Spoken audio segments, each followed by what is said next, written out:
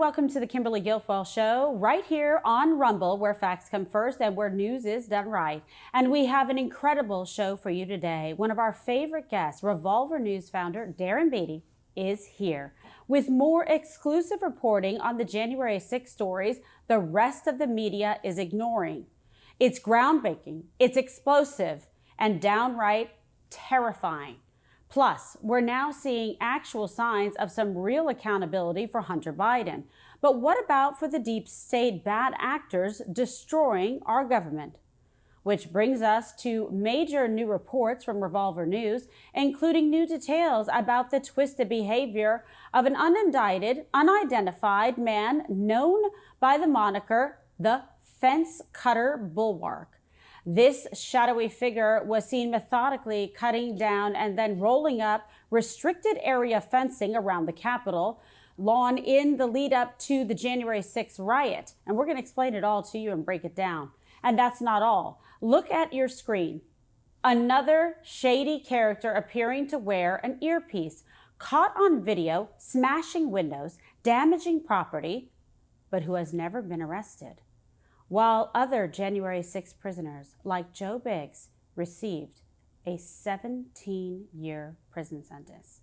And this week, a man named Enrique Tarrique, the former leader of the group called the Proud Boys, received a 22-year sentence in his January 6 case after being found guilty in May of seditious conspiracy.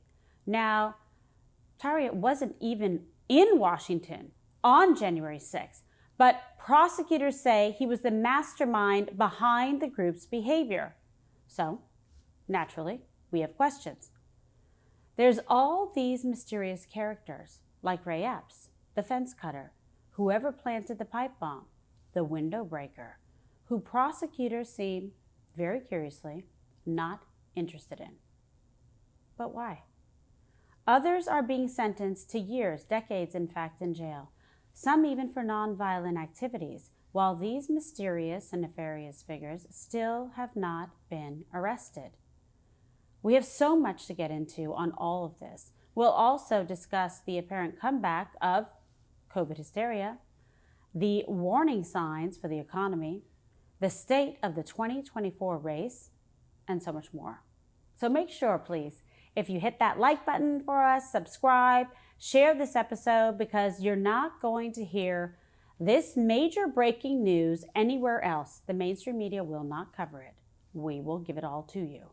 And before we get to Darren, a quick word from one of our amazing sponsors who make this show possible. So be sure to go check out the great folks over at Goldco, because gold and silver can protect your retirement savings from inflation and dollar devaluation. I mean, look, we all see the economic warning signs. We see the banks collapsing. We see reckless spending. And I want you to be ready, because I'm ready.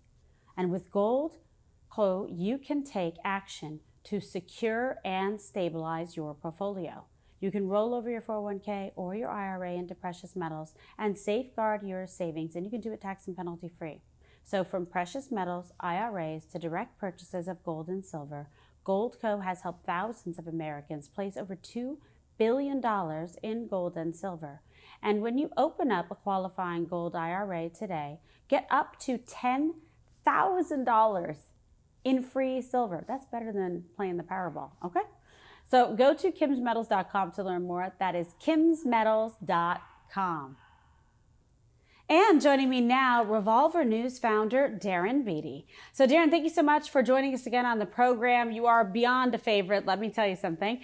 So just to start, we have all these different shady characters: Ray Epps, the scaffolding and fencing guy, the unknown pipe bomber, this man breaking windows with a possible earpiece, and yet the feds are just letting them off the hook. Lay this all out for us with your reporting step by step, please.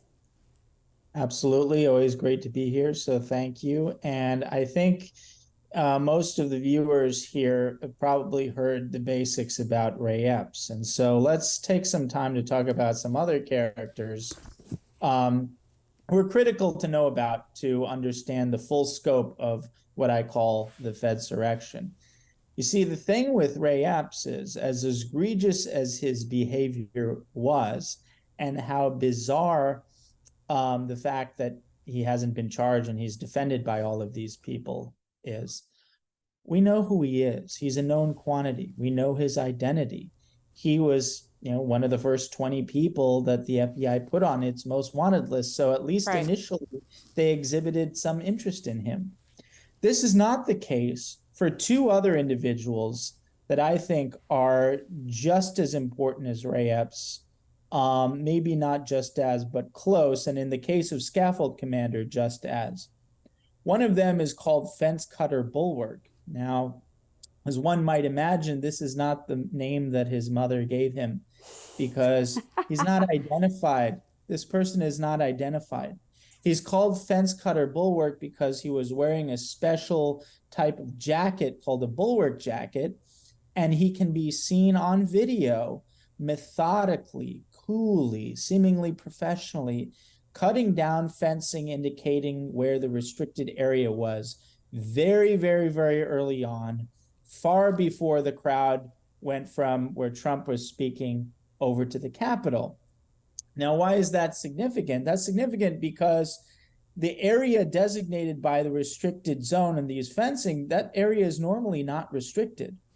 And so by cutting down that fencing early on, he was effectively creating one of the largest legal booby traps in American history. Entrapment, really.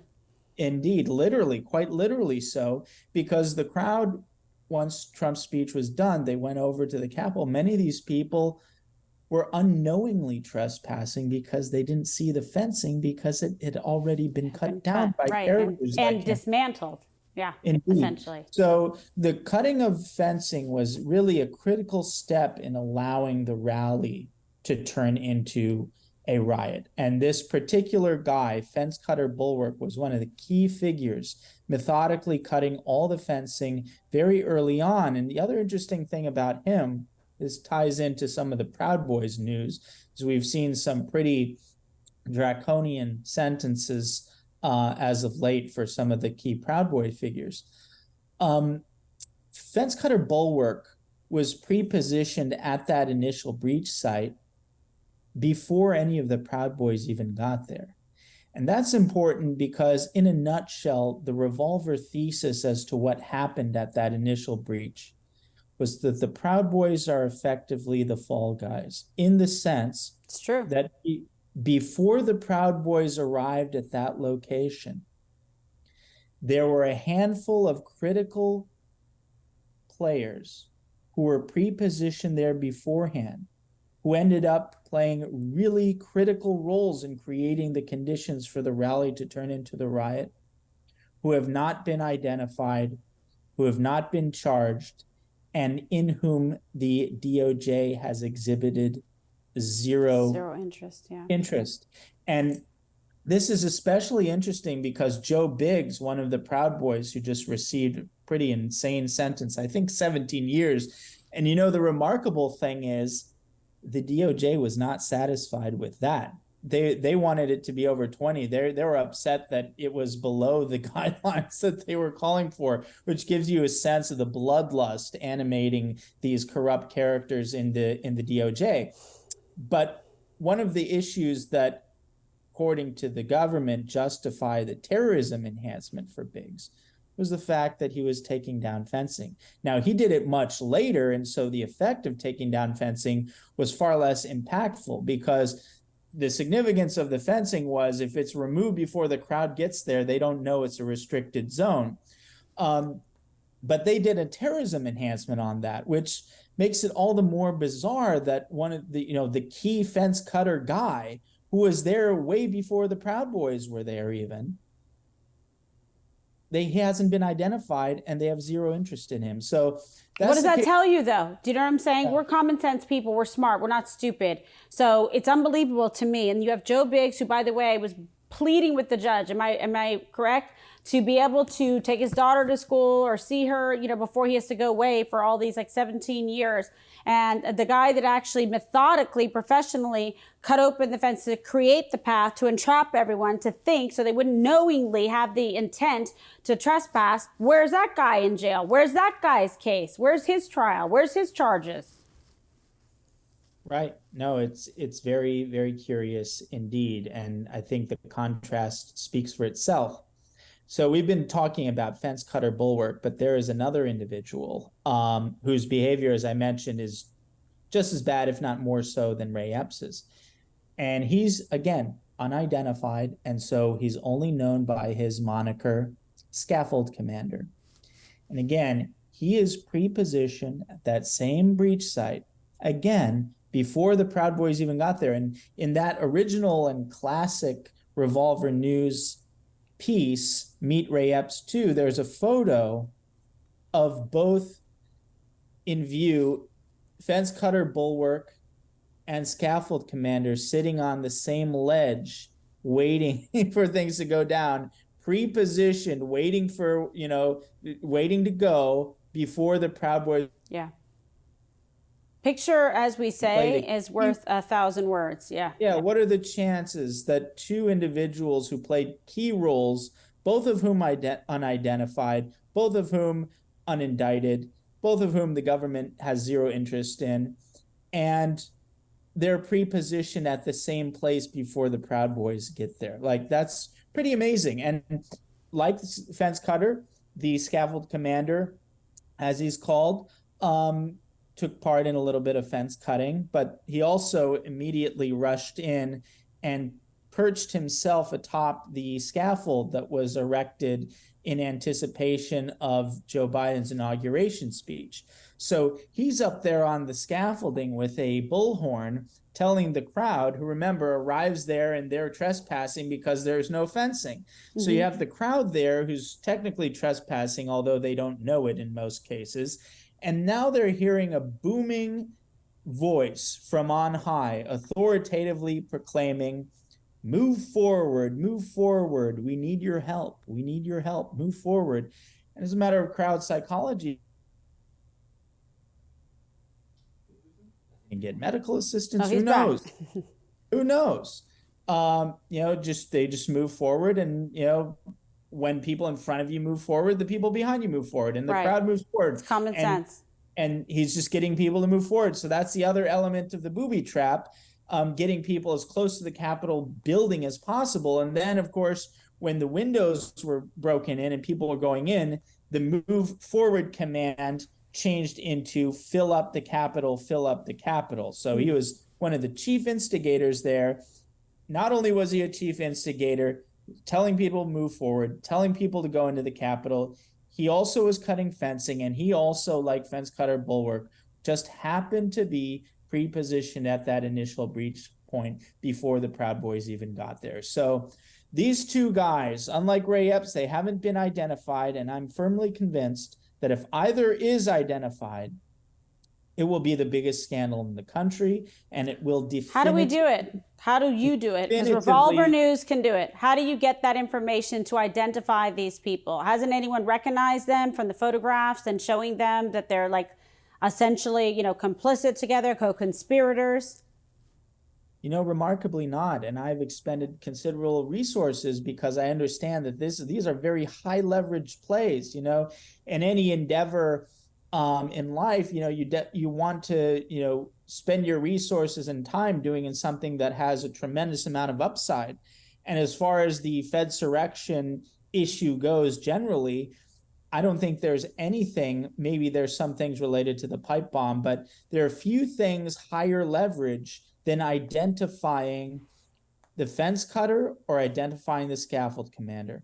I've used facial recognition on both to no success. Wow. It's very hard. It's very possible that... Seems like ghosts, honey, a little bit. I don't know. What do you think's going on here? Possible scaffold commander was wearing some kind of deceptive prosthetic to... See? That's what it is. They're disguising their face. That's why facial recognition is not working. It's possible. And also it's just facial recognition, as good as it is, it requires, different angles. It usually helps to have a full face. And people see the pictures of Scaffold Commander, you see that he's wearing ear covers, he has head cover.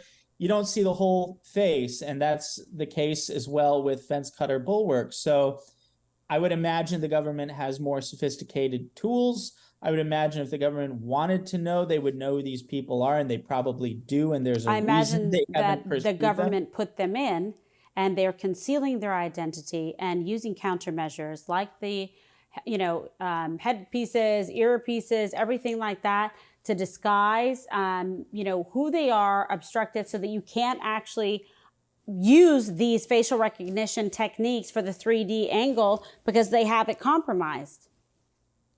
Yeah, I think that's very possible, but it's still kind of ridiculous given how high leverage this is.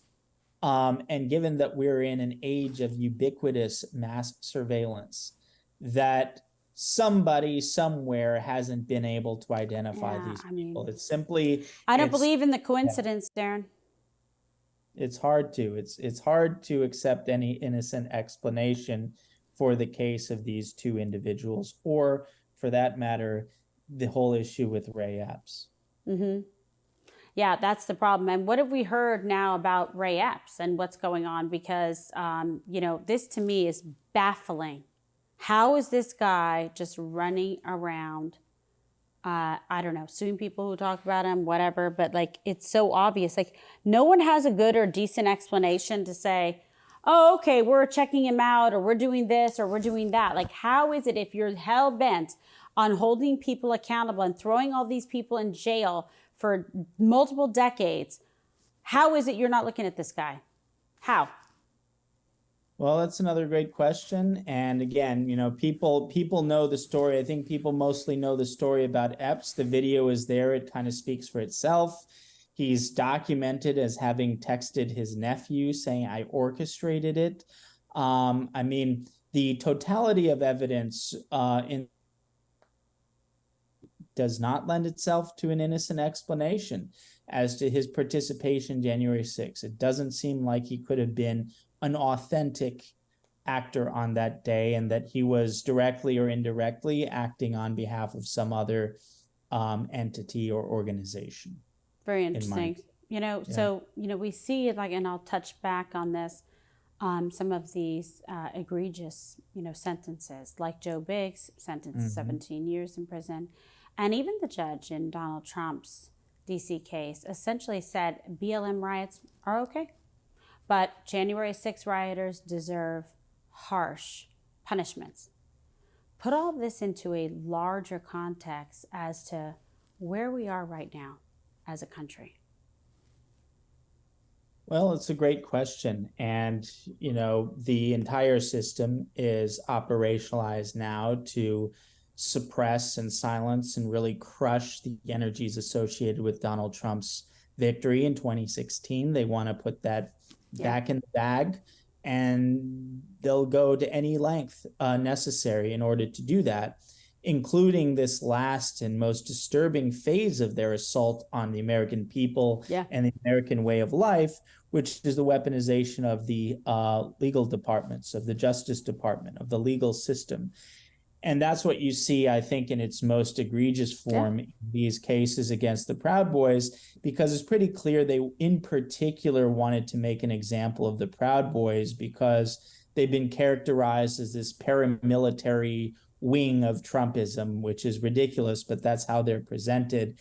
And I think there was an especial interest in making an example of the Proud Boys, hence these insane sentences, including 22 years, I think, for Enrique Tarrio, who wasn't even there on January 6th, which is astonishing. It really is astonishing. It shocks the conscience. I can only hope and pray Donald Trump getting back in will rectify these egregious wrongs, this injustice, and this persecution of innocent people who were entrapped. It's so un-American and frightening. I hope people are terrified about this, because they should be. But meanwhile, Donald Trump is polling better than ever, including in a general election matchup with Joe Biden. He can win at the ballot box, right? Okay, Darren, but the data shows that he's also being attacked by the courts, as you well know. This is what they're doing. This is what they're doing to the January 6ers, etc.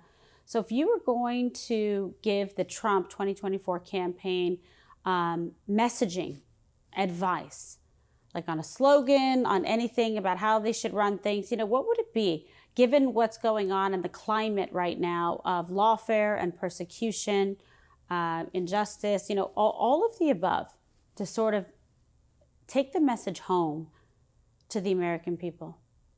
Well, I've always thought that these embattled conditions are really where Trump's instincts best thrive. Like this is sort of, there are a lot of things that make him an exceptional leader, but maybe the most exceptional thing is an intuitive understanding of what to do under tremendous pressure and conditions that would kind of collapse most people or push people into making the wrong strategic choice.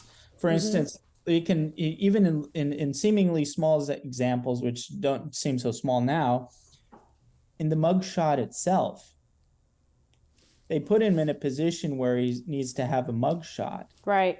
And he comes out with what is arguably the most iconic mugshot in American history. Yeah. Unbelievable. And just the, you study the face there, and it's really is something. It's like you only have one shot at that, and you can have any weird micro expression, but he pulled it off. And it's one of those things, like, think of how much any, ordinary person would have thought about that. Think about DeSantis. He would have had, Frank Luntz staying up, 48 hours. Oh my God, you're so right. Wind checking, pulse checking. Yeah. Like, should he smile, full smile? Should he half smile? Should he do this? Should he do that? They would have done all the things. And you know what? DeSantis is such a sucker that he would probably end up smiling for it, would be the bad choice. And Trump, he just knew it. He just knew you had to make that face. Mean mugging. Yeah, he nailed it. It was like he won the gold medal in the Olympics for a mugshot. So, but that's how he is. He knows how to read it. No, but see, the thing is, people can say, oh, this is trivial detail, but it's not trivial detail because it speaks to his intuitive understanding of how to capitalize on extremely high pressure, make or break moments. Think about the debates in 2016, all of the pressure that was inherent in that one question, and he deflected and diffused it and won over the entire audience with the Rosie O'Donnell remark. These are the kinds of things they can't be taught. These are the kinds of areas where he can really shine and distinguish himself. And he understands that the whole fact that he's indicted 4, 5, 6, however many, he understands that he can use that to his advantage. To be indicted by a corrupt system is a badge of honor. Yes. And he can turn it around, and he knows this intuitively. He turned this around and say, what are you going to do, Ron or whoever? I mean, they're not even in the game, so why even talk to them? But if let's say that we're in a fictional universe where, Ron jumps up, 30% more in the polls, so he's actually a legitimate factor in the conversation. And Trump's going to say, what are you going to do, Ron, that will earn you your indictments? Right. What are you going to do, whomever else? What are you going to do, Mike? Because none of them are a threat. Right. Exactly. None of them are a threat. And then Pence went up there and tried to take credit for everything, obviously, that Trump did. And he said, Trump, Pence, well, why would we take him when we can have the original? Why?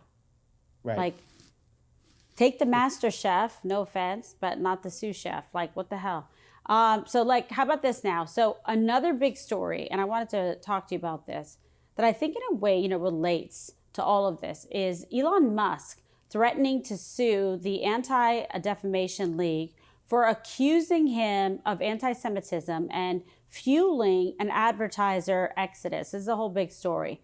Who are the ADL, and what's the larger context here, if you can lay it out for the viewers? Great question and extremely important issue.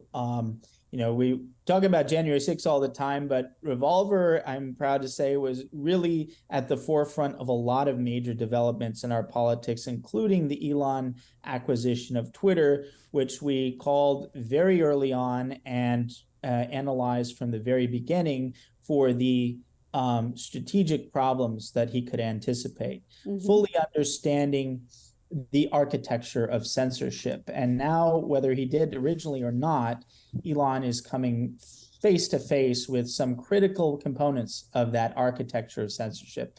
In fact, I would go so far as to say that you cannot tell the story about how the internet was taken away from us without telling the story of the ADL. There is an analog, I would say, one of the most astute political strategic decisions made recently was George Soros's decision to weaponize his capital by buying off DAs around the country, by investing in their races and so forth. The analog to that in the censorship regime was the ADL's approach to go to the various trust and safety departments at the respective social media companies. These are the departments responsible really for censorship. They call it trust and safety, naturally enough. And the ADL approached them one by one and said, I think you ought to consider revising your terms of service.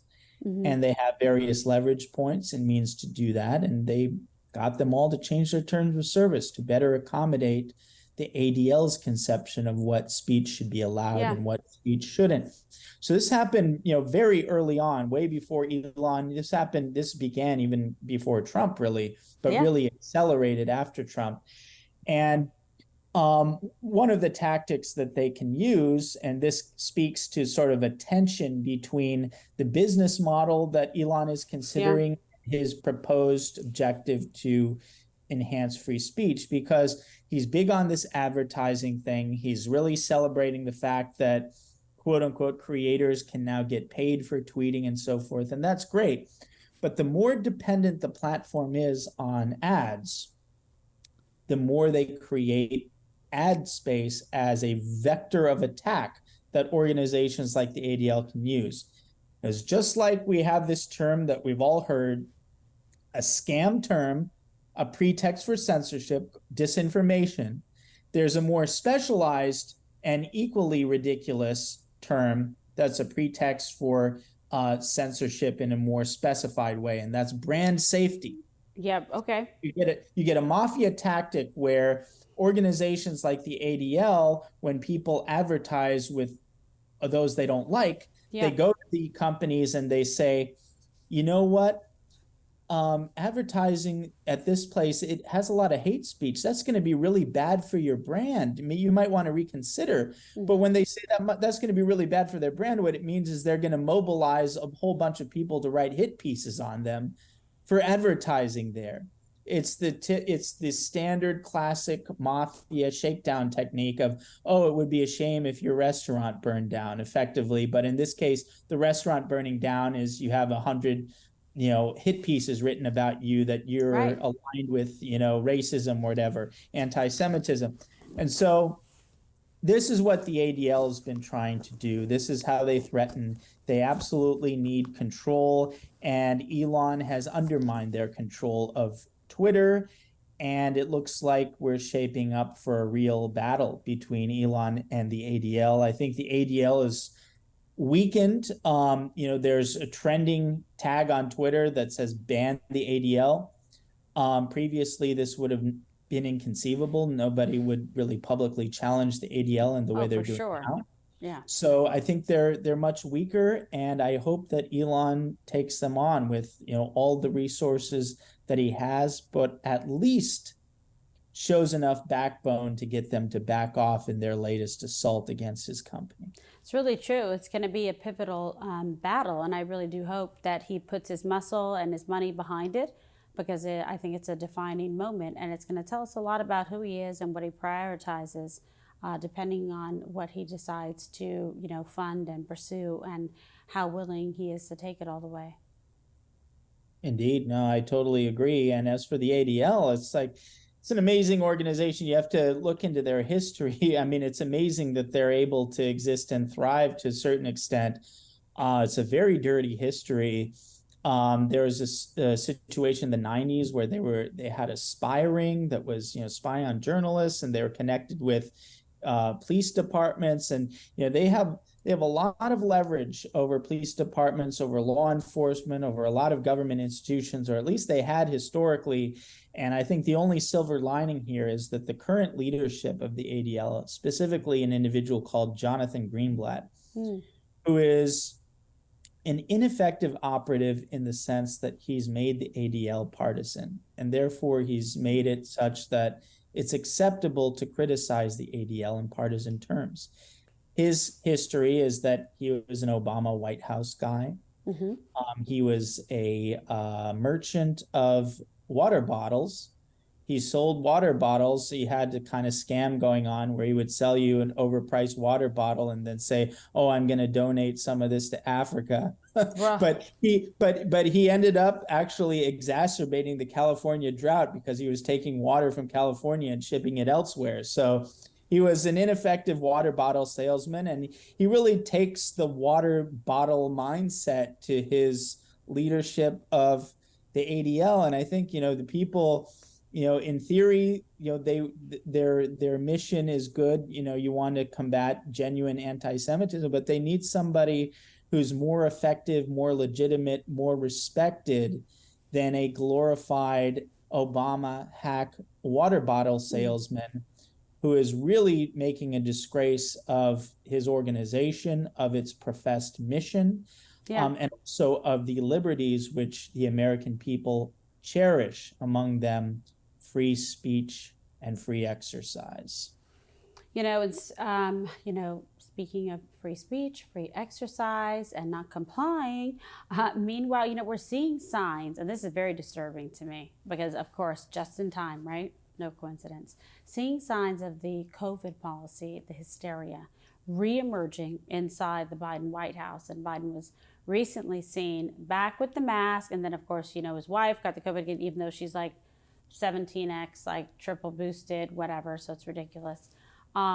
He's seen back with the mask. We see the theatrical tweets about Jill Biden testing positive. How much of this is just your typical far left lunacy, and how much of it is actually a political calculation? It's a great question. It might be premature to say. I think, I hope that most of the American people have been sort of cognitively inoculated to a lot of the really, criminally stupid and evil policy mistakes in the first sort of COVID era. I was encouraged and also kind of baffled to see that CNN, of all places, took Fauci to task for his position, for his position on masks. So it was shocking to see CNN criticize Fauci, but it was even more shocking to see the chutzpah of Fauci, who has not changed his position in the least. At all. At all. Steadfast. Yeah. His answer was effective. It was just a bull answer of, an exercise in bureaucratic obfuscation that conceded the point that the host was making without acknowledging error or mistake, or giving any indication that he's learned from this massive failure, which is even more remarkable. So for the COVID issue, we'll have to wait and see, but I like to think that the American people are a little bit less gullible, a little less compliant, far less tolerant of this insane, lockdown policy that we saw, the masks. I think people have had enough of it. And, their little puppet Biden putting the stupid mask on and whatever, and they're just a joke. The hypocrisy and wanting to take complete control, they just like, okay, this is it. It's just autonomous. We're going to do whatever we want. You are going to be our puppet master slaves. You're going to do whatever we say for you to do. You're not going to be able to think on your own. We're going to mask you. We're going to block you. We're going to control you. We're going to tell you what to think, what to do, how to act. We're going to take all your money. And that's it. I mean, that's their ultimate goal. Right. No, it's total control. And, given how the COVID, the first COVID played out, hopefully there's not another one, but, it's amazing to see how compliant people were. And, the cynical take on it would be, people really attach tremendous importance to things like, the Second Amendment, this, Second Amendment, that, but it's, if the Second Amendment doesn't protect against something like what the government did during COVID, then is it, really that much of a protection? If the government can do that, You're so right. That's the there's problem. there's really no limits on what they can do. And so people can, clean the, rifles in their basement and talk about, Second Amendment, but it's really just kind of an opiate at this point, against, what the government is able to do, which is unfortunate. The better inoculation, I think, is the awareness and the resistance, and we've seen it once. So hopefully, if they try to do it again, people simply won't comply. Yeah, it's really true. I mean, I feel like there's more pushback on it because we've seen this playbook. But, there's just also, I really feel this growing feeling of not just, managed decline, but just an outright, implosion. That we are just in lockstep, right, for this combustible, bureaucratic, mind control, life control, and compliance. Absolutely. Yeah. We're a compliant population. And the sad thing is that, at least with respect to other areas, the Anglosphere, America is probably the best. We were compliant cattle, but we were nowhere near as bad as, what the UK or, Australia. Australia is really the worst. I mean, when you see they put their leaders in like isolation in rooms, and like one of them was the prime minister asked for like a treadmill or something to where they lock everybody up there. It's insanity. Right. So at least, searching for the silver lining, we're way more compliant than we should be, but we're less compliant than our counterparts elsewhere in the Anglosphere. Well, so I just feel though that we're not going to, I hope people are not going to take it this time around. Like you can't do the same thing after you saw what they did and how they lied about it. Fauci has not, ceded any ground in terms of any omission or understanding or acknowledgement about what he did that was wrong, not to mention all his conflict of interest. And also people are pissed off. They're frustrated because where's the accountability for this? For the damage to children who couldn't go to school, the lack of socialization, children with learning differences, all the above, the economic dollars lost, people's businesses destroyed, families torn apart, disruption in the familiar unit because of all this.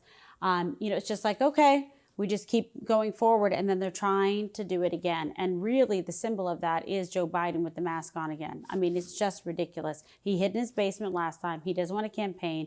He doesn't have the ability, the stamina, the strength, the mental acuity, the cognition, any of the above, the motor skills to be able to serve as, commander in chief. And he's just like, like a little like sock puppet running around. And, so they can get him potentially to the end of his presidency and then pop someone else in, whether it's Newsom or whether it's Michelle Obama or whatever. They don't want it to be Kamala. That's why they're not going to take out Joe Biden right now. They're not going to say step down right now because they don't want her. Right. No, I think that is an accurate assessment. They don't want Kamala, and they understand that Biden is really not a viable option into, at least if we're talking about another term, maybe through the election, but that's a big if. So we'll just have to see how that plays out. They probably would like him to win and then step away rather than, somebody else running. Well, then they'd have to put someone in that they're going to find palatable as a vice president. So Right. that means they have to remove her, give her perhaps Which is hard because that's State Department. Yeah, she's a black female. who also Right. claims to be Asian American and a lot of other Right. things. Right? Right. Right. Let me ask you about this one other thing too. I'm curious about it because just this week, United issued this nationwide, ground stop for all their flights, and it wasn't even that big of a story. I mean, what's going on there?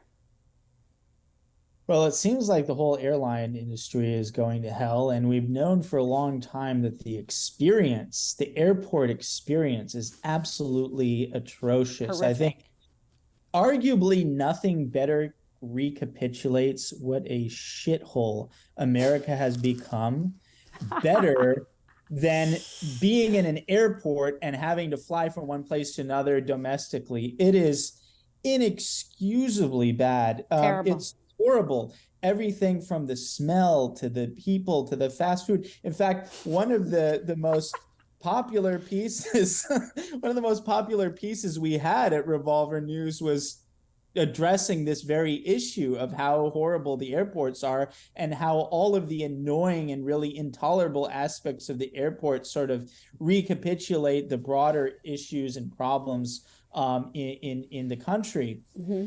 So that's one problem, but then there's the comfort issue, but then there's also the safety issue, the maintenance issue, and things you don't realize what it takes to maintain something until stuff starts breaking down. Oh, And it's so true. we're at that breaking down point where just forget about innovating and making improvements, forget about even daring to dream of having an airport as nice as Singapore's or Dubai or a number of other places in the world that just absolutely put us to shame. Forget about that. Just the maintenance issue itself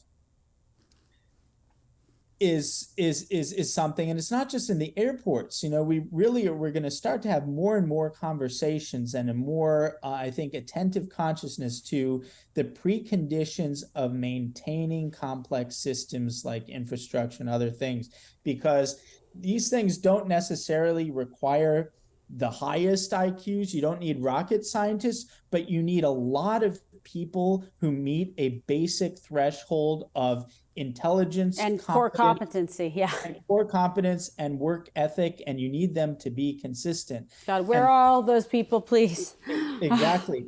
And that's precisely what's breaking down. And you're Yeah, seeing trust more and me. more. I've had like post-traumatic stress disorder from my last experience running through the airport, like barefoot, no ID, no phone, no nothing, to get to the gate while Don and I was stuck. He had a backpack, I had a purse. He was there. We ran to Spirit Airlines to try to make this red-eye flight. I mean, there are no words, honestly. And more and more people, I don't know if you've heard this, but more and more people that I've talked to who are sort of a lot of people behind the curve.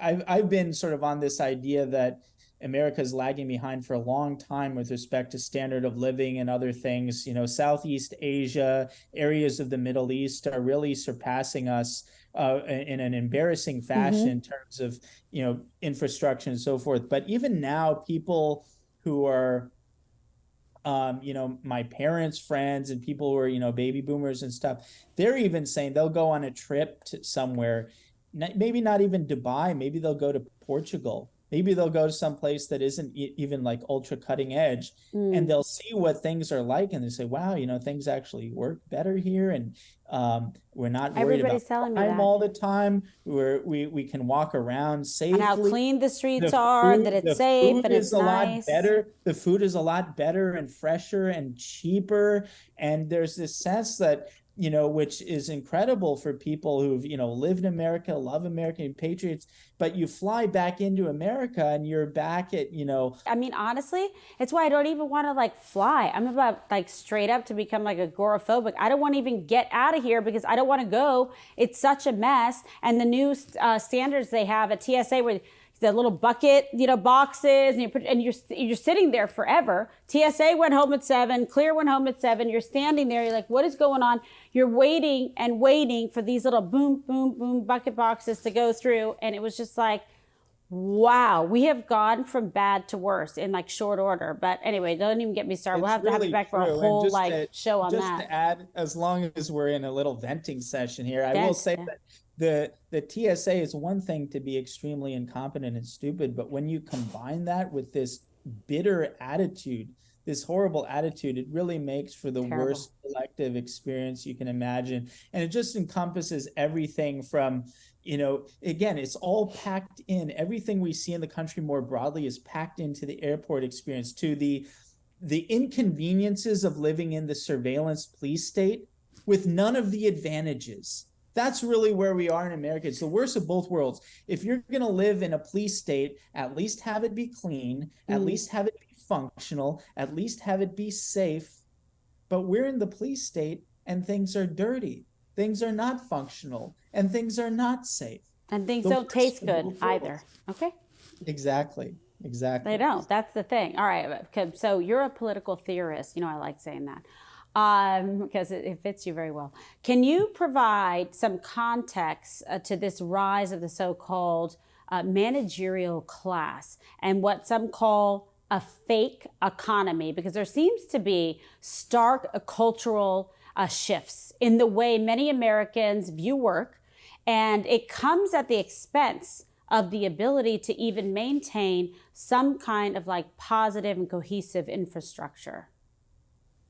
Yeah, it's a great question, and really, it would take a lot of time and a lot of thought to really do it justice. But I think, as far as the productive economy goes, a lot of people, I think, operate under the illusion that there's this kind of pure economy where people get jobs and they're paid for their productive work.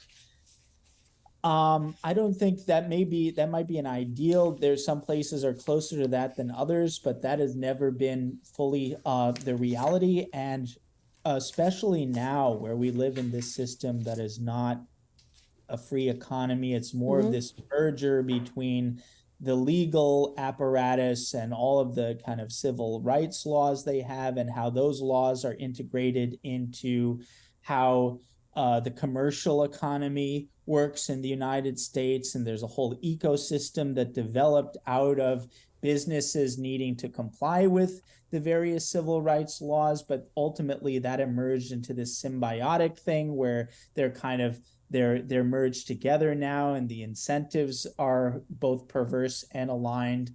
And so really a lot of things in the economy are not quite what they seem. A lot of things are not, oh, there's this job because that's what they need. It's there's this job because that plays a certain role in the stability of the system. The only unfortunate thing is the system sucks and doesn't deliver for the American people. It delivers for the client states, the client class that's, beneficiary of whatever kind of arrangement we're talking about. And so, this goes to sort of a lot of the HR industries in the university system. The version of it is that you have, more people who are part of the university bureaucracy than actual professors. And the top bureaucrats are making more money than the professors. And there's a bunch of, how many, diversity bureaucrats do you have per professor of classics or anything Sure. that we might deem to be more important? Right. That's the university version, but there's a corporate version, there's a finance version. And as I said, there's an integration of the, commercial economy to the legal structure, because there's not only laws, but benefits and incentives in place to kind of accommodate the we could call it the woke structure or whatever. It's, if there's certain business advantages to having, women or minorities on the board of your company, then people play games with that in order to optimize. And there's a whole kind of industry that's developed into making these optimizations. Sure. Then you create people whose job it is to optimize based on those things. So you're building layer and layer. You're basically building a whole economy on top of making the kind of woke system, making the ideology work, helping the ideology to integrate into the economy itself. And it becomes this situation where it's too big to fail. And people say, well, how do you get rid of the woke stuff? Well, people don't realize how deeply ingrained this is into the very bone marrow of our sort of political our political economy. So that's one issue. And the other issue is it says, a lot of time, the jobs aren't there for the reasons people think. Sure. The DC Metro transportation industry, is a great example. Totally incompetent, totally corrupt. People are making six figures and absolutely doing a horrible job. But the idea is people have those. It's a patronage system for a certain type of political quid pro quo stability. That's the reason those jobs are there. Those jobs aren't there so people can do the best job at what they're technically supposed to be doing. And this has a variety, I think, of interesting implications for other important conversations and debates. For instance, the debate about artificial intelligence. There's a lot of people who think that automation or AI or some version of both will lead to an explosion of unemployment. But again, that presupposes that the employment is based on productivity rather than other factors. And I think if you actually look at the mechanisms in place for how most jobs work, they're not really based on productivity. And so I would think for that reason that AI and automation per se are actually far less threatening to the employment than a lot of people would initially think. Yeah, absolutely. Just real quick, because we're running out of time here, but I just want to get, as we wrap up, say it's January 2025, Donald Trump's back in the White House, he's been inaugurated. Give me a couple quick things, lay out what should be his first move. Well, he's got to clean house at the DOJ. Yep. He's got to pardon a lot of people who need to be pardoned, and he needs to seriously begin the process of uprooting the filth that is entrenched itself in every single institution in the United States. Everything that has like a CIA, IRS, DOJ, FBI. Yes, exactly. Indeed. That's what I think. Well, okay, so real quick, Darren, where can everybody go so they can subscribe so we can keep this great investigative reporting, everything going with what you have created with Revolver News, which is truly extraordinary? Thank you very much. Yes, revolver.news, revolver.news as always. Read it, share it, tell people about it, read our exclusives. And if you can, support us because, there are a lot of worthy causes, but I'd say you'd be hard pressed to find something that gives the value per dollar that you see with this very effective little vehicle we have at revolver.news. It's fearless and cutting edge stuff, and it's delivering. So if you want to be part of that movement, you want to be part of something that actually isn't a disappointing joke. Right. And there are a few things like that. And you have some spare change, go to Revolver News and support us. But most importantly, just read and share, because our primary objective is spreading the word and spreading the truth no matter what. It's really true versus this spoon-fed filth that other people put out and people swallow and accept as truth. So God bless you for what you do. Always a great friend to this program and to Don Jr.'s. Darren Beattie is founder of Revolver News. Thank you so much, my friend. Thank you, Kimberly. All right. And my closing remarks just ahead, but I also want to thank another brave sponsor for supporting this show. So don't forget about Patriot Mobile, because with Patriot Mobile, you put America first with every call, all while getting the same nationwide coverage as major carriers. Patriot Mobile provides you dependable wireless service at an affordable price, putting your dollars into action and supporting freedom-loving values. They donate, and this is really important, a portion of every dollar to support groups that fight for the First Amendment, the right to bear arms, the sanctity of life, and protecting our brave police and first responders. Patriot Mobile, it's mobilizing freedom while supporting you. For free activation, please go to patriotmobile.com/KG, patriotmobile.com/KG. And I also want to bring you a message from Patriot Lifestyle, where you can save more and spend less on a whole host of different benefits, from non-insurance healthcare benefits to savings on travel, identity theft, legal services, and even pet care. Take a look. Kimberly Guilfoyle here, and I'm so excited to introduce the Patriot Lifestyle Benefits Program. With our Patriot Lifestyle Benefits Program, you get a range of non-insured healthcare benefits at an affordable price so you can save money, stay healthy, and stay secure. For example, need to consult with a doctor 24/7 without leaving your home? Our telemedicine service gives you the ability to talk with a board-certified physician in your state with no per-visit fees. And what about keeping that healthy smile and clear vision? Our dental and vision discounts will keep you smiling and seeing clearly, all at a great price. And when visiting patriotbenefits.net, don't forget to download your free Freedom RX Pharmacy Discount Card in appreciation for your continued support. But that's not all. Our program goes beyond just health and wellness. We also offer identity theft protection so you can stay on top of any unauthorized, fraudulent, or illegal activity. And you also have access to free and discounted legal services so you can protect your rights and receive top legal advice without breaking the bank. And even take care of your furry friends with discounts on pet food, toys, medicine, grooming, and even trips to the vet. Plus, enjoy peace of mind on the highway with our roadside assistance program. Now, as a member of our Patriot Lifestyle Benefits Program, you'll have access to exclusive discounts with NB Cash Back so you can save even more on your everyday expenses like groceries, restaurants, and even auto services. And with NB Travel, you can experience more but spend less by enjoying deep discounts on flights, hotels, and so much more. At no additional cost, these benefits are available to you and your immediate family to use anytime, anywhere.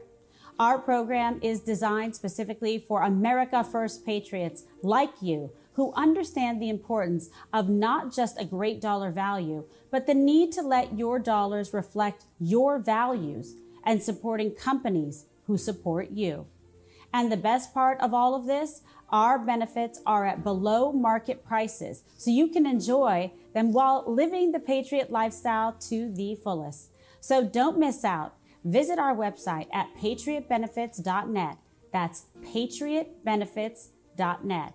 Thank you again for choosing the Patriot Lifestyle Benefits Program, where real benefits and real savings are our top priority. Join us today and start saving now. And you can go to patriotbenefits.net to learn more because these programs all come at an extraordinary value and they will greatly improve your life. And in closing, the MAGA momentum is building. The Fulton County mugshot was designed to embarrass Donald Trump, but it's already backfiring. I lay it all out in my new column in the Washington Times. And it's more than ever, this election feels like Donald Trump's Act 3, the art of the comeback. Unlike Joe Biden and so many other products of the Washington swamp, Donald Trump puts his love of country and his mission to restore American greatness above his personal security, stability, frankly, his safety. And remember, there are no Trump policies without Donald Trump himself. And with Donald Trump back in office, life gets better one day for all the hard-working Americans all across this great country. And until that day, and for every day in between, remember that you have a home right here on this show on Rumble, where we reject the false narrative and always seek the truth. So be sure to like and subscribe to my channel, please, at Kimberly Guilfoyle, Don Jr.'s channel, turn on notifications, download the Rumble app, and please tell all your friends and family so they know exactly where to find us. And also be sure to follow me across all platforms, please, X, formerly known as Twitter, Truth Social, Facebook, and Instagram.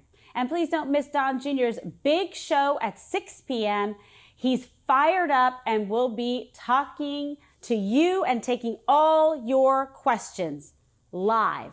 I hope you have a great rest of the day, and I will talk to you and see you again real soon.